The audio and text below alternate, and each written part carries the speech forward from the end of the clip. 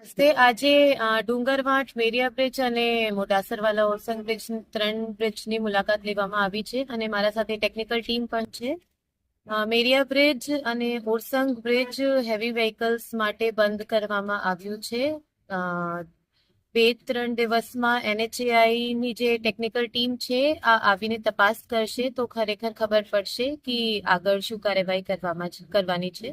અત્યારે પ્રિવેન્ટિવ એક્શનના ભાગરૂપે આ બંને બ્રિજ ઉપર હેવી વ્હીકલ્સની જે અવરજવર છે આ બંધ કરવામાં આવી છે.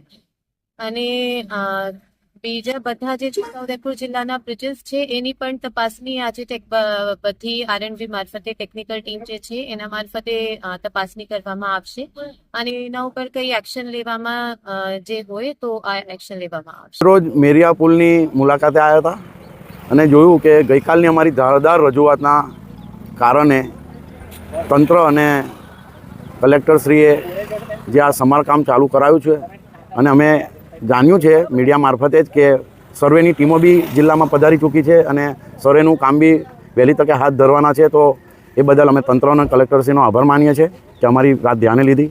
પણ સાથે સાથે અહીંયા ઊભા છે તો આપ દેખી રહ્યા છો કે પાછળ મેરિયા બ્રિજનું કામ ચાલુ છે, સમારકામ.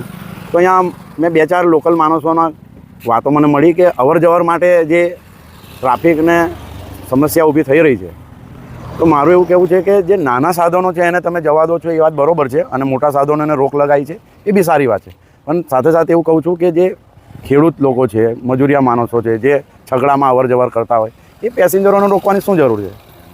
આજે ખેડૂતોના પાકને, જેમ કે અમારે જબુ ગામ કેળાની ખેતી માટે બહુ પ્રખ્યાત છે, તો કેળાની ગાડીનું વજન જો ઓવર હોય, શાકભાજી છે, કેળા છે કે અન્ય ખેડૂત પેદાશની વાત કરીએ તો અમુક એવાની થોડી છૂટ આપે. હા, તમે રેતીની ગાડીઓ છે કે હેવી હાઈવા હોય જે કે બોરેલીથી છોટાઉદેપુર જોડતો નેશનલ હાઈવે નંબર 56 મેરિયા નદી પર આવેલો બ્રિજ, મેરિયા બ્રિજ એ સરકારે બંધ કરેલ છે.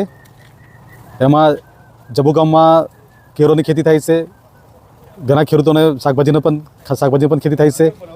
તો અહીંયા મોટા વાહનો તો બંધ થયા તો બરાબર છે, પણ જે નાના વાહનો ચાલુ રાખે અને ખેડૂતોને આવક બંધ ના થાય એ રીતે સરકાર વિચારે તો ખેડૂતો માટે સારું છે, નહીં તો ખેડૂતને ઘણું નુકસાન જાય છે. આ મેરિયા પુલની જે અવર જવર ભારદારી વાહન માટે બંધ કરી છે તે ખૂબ જ હાલત ખરાબ છે. અહીંયાના ખેડૂતોનો માલ હમણાં કેળાનો પાક તૈયાર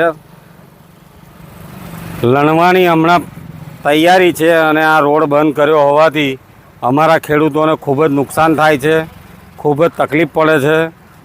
તો આ વાહનો કેળાના ખાલી શાકભાજી અને એના